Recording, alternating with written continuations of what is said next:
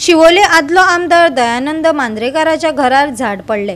घोग्यांनी पडटल्या पावसाक लागून झाडां पडपाच्यो घडणुक्यो चालूच आसात। बरे म्हण बरे कोणाक कांयच जालें ना। उजो पालोवपी दळान वेळारच थळार धाव घेत झाड बेंडले। पळयात नितीक्षा गांवकाराचो रिपोर्ट।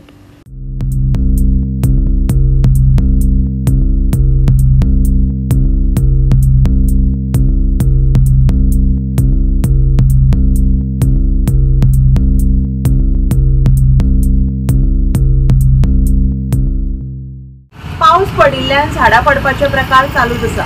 आयज शिवोले ओशल वाठारांत शिवोले मतदारसंघाचे आदले आमदार दयानंद मांद्रेकर हांच्या घराचेर झाड पडले।